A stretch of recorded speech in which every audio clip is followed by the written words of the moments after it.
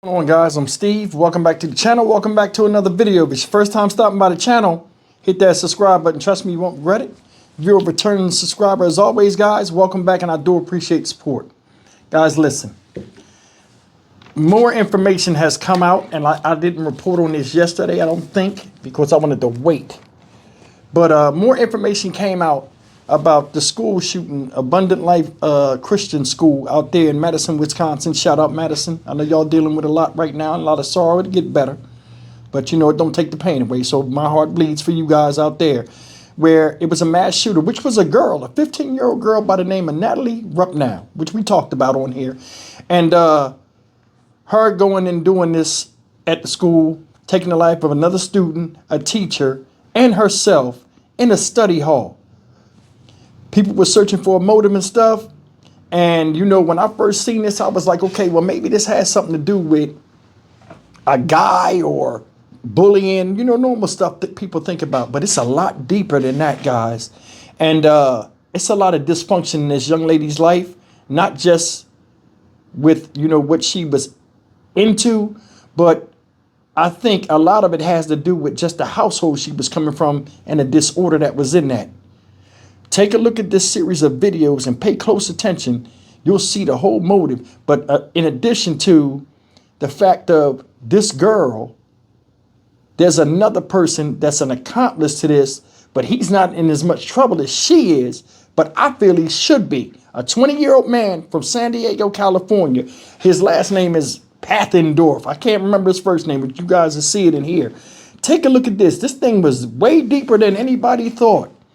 And, man, this just goes to show you, man, like I've been saying, you need to watch what your kids are into and monitor their phones and so on and so forth. Take a look at this. This is truly upsetting, and I think it could have been avoidable.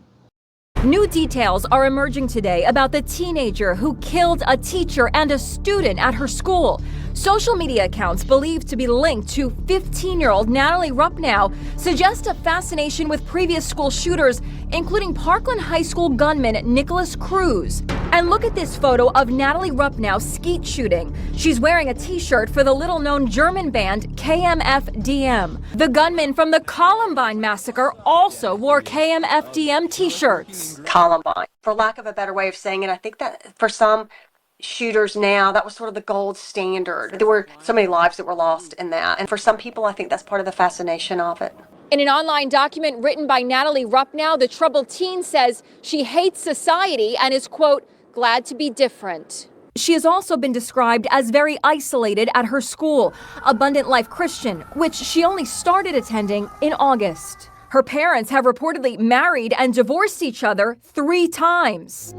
Candlelight vigils were held at the Wisconsin State Capitol and at the school last night as a quiet community deals with the aftermath of a terrible tragedy.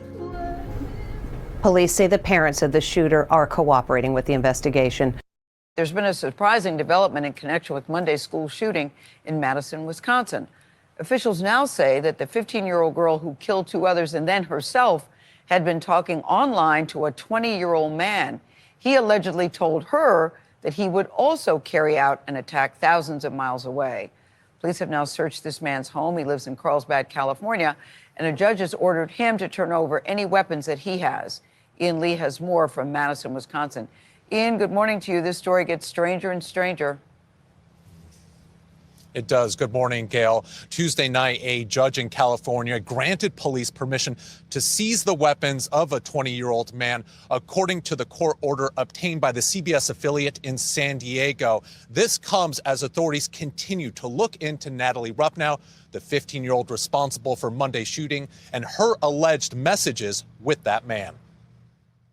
Court documents obtained by CBS affiliate KFMB say 20-year-old Alexander Paffendorf admitted to FBI agents that he was plotting a mass shooting with Natalie Rupnow and told her that he would arm himself with explosives and a gun and target a government building. He didn't specify which building or when he planned to launch the attack. The alleged connection between the two comes as Madison's police chief told the Associated Press Wednesday they do not know if Monday's school attack was planned in advance, but are investigating 15-year-old Ruppnow's social media for a motive that led her to enter the school with 2 handguns and kill 43-year-old Aaron West and 14-year-old Ruby Patricia Vergara before killing herself in a study hall classroom.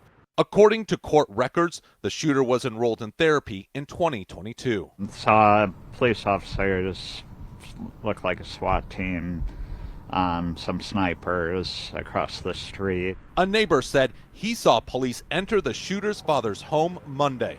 Really, really shocking, the whole thing. So there was no indication from this family that something like this could happen? No, definitely not. Tributes poured in for the beloved Abundant Life Christian School's substitute coordinator and 9th grade student. They always cared about others, and they were also very playful and very joyful, and they always carried positivity around. 7th grade student Angel Brubé said Aaron West was someone he knew well. She was always caring, always spread positivity around, and just made everybody feel happy. And she sounds like she was a very important person to you as well. Yes.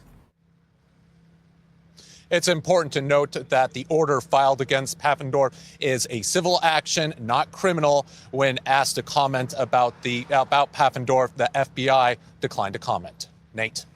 Ian, thank you. Guys, you see it, the story then just got really, really deep. This backstory, if you will. Now I'm going to show you guys something. You seen she had a shirt on like the other school shooter from days past. KMFDM was the rock group that she associated herself with.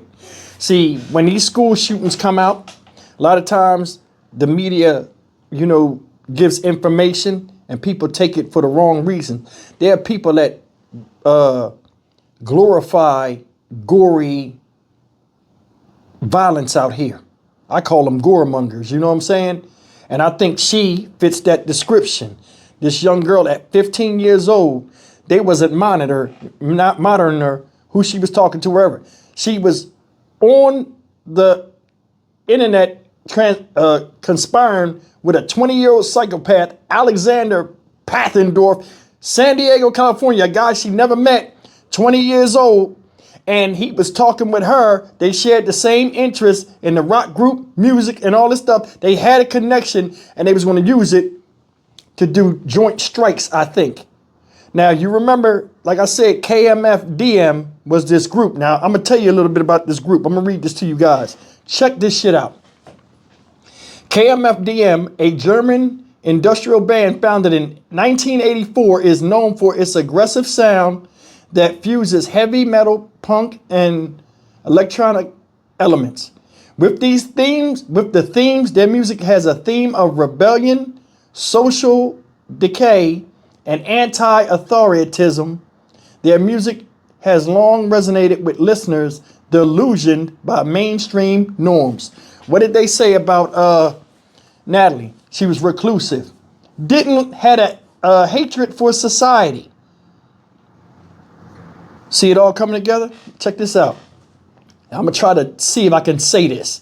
The band's name, because KMFDM stands for Kein Mehr für die Mitglied, which translates to no pity for the majority, encapsulating their confrontational and satirical tone. KMFDM became controversially tied to school shootings following the Columbine massacre in 1999. Okay. Eric Harris, one of the shooters, praised the band for his personal writings, citing their anti-American and anti-authoritarian messages as influence. You heard what the guy said. That Columbine massacre in 1999 was the gold standard everybody wanted to do. Everybody wanted to be there. People that glorify serial killers want to be one themselves. Glorify people. Hell, look in the news right now. People are glorifying the guy that shot the CEO of an insurance company. Regardless of how you feel about insurance or not, killed somebody, and people are glorifying that. We live in a fucked up society, man. We do. We live in a messed up society. This girl, they said her family, her mother and father went divorced 3 times and remarried. Listen, 1 divorce is enough to cripple a child's mental state, but 3 times? So you can imagine the ups and downs in that house and the dysfunction that she was growing up in. That's the thing, man. To have productive children, you have to have a productive environment for them to thrive in. And I don't think this chick had a choice or a chance. If she see her mother and father at each other's throats, what the fuck she gonna think about anybody else? That builds trust issues, and it opens the door for whack jobs that are manipulative, like this guy, Alexander Paffendorf. You agree or disagree, to get in her ear and be that serpent in the garden. You understand what I'm saying? It's crazy. This is crazy. This girl killed 2 people that meant nothing to her, meant her no harm, and she did it, then killed herself. I honestly believe this was the thing. This guy talking about he was going to go in a place with explosives and guns in a government installation or some type of place where he's at. While she went and did that, I think they was going to do it coordinate, but he was just talking that shit. He wasn't going to really do it. That's why when they caught his dumb ass, he started talking. Because if you're really going to do it, you ain't going to tell your intentions. You're going to say, I don't know about that. But they had the text messages. 20-year-old man, 15-year-old girl, he in her ear, and she eating it up. So a guy was involved. See, you got to remember, when you're a teenager, a 20-year-old person is like a grown-ass man to you, and you want to be impressive. She was introverted. She didn't deal with a lot of people. So she put her trust in this guy and believed him. And it was something about him that she wanted to impress him with. And thus, he played her out. Yeah, let's do this. She did it. He didn't. How sick is that? How sick is that? You dealing with a rock band and shit, that metal band that's saying all this crazy stuff, fuck humanity, fuck people, all this other stuff. You putting that in your mind. I talk about the influences of rap and urban culture on the minds and level of violence. And a lot of people, a lot of people in America, this shit ain't no different. Ain't no different. Influence is influence. Don't matter who you are, what color you are, where you come from. You gotta take time with your kids and monitor what they're doing, no matter how old they are, if they're in your house. You took your father's gun and fucking caused chaos in your own damn school. Think about that. Christian school didn't care nothing about God and nothing like that. Said she was tied and influenced and intrigued by neo-Nazi sentiments. It's a dangerous person. Dangerous person. You let shit get in your mind when you're young and it poison you, you'll have a life of hurt. A life of hurt. I'm Stock Market Steve for the Dynamic Reason channel. As always, like, comment, share, and subscribe. This is bad, but what's even worse is the parents of these victims hearing that about this girl and they ain't got shit to do with it. It ain't like she went to school and had beef with somebody and was like, I'm going to end this. I can't take it no more. I have nobody to turn to, nobody to talk to. This girl had seeds planted in her that started to sprout, and the outcome was this. I'll see you in the next video. Take care. Peace out to the victims, and may they rest in peace, and condolences to the family as always.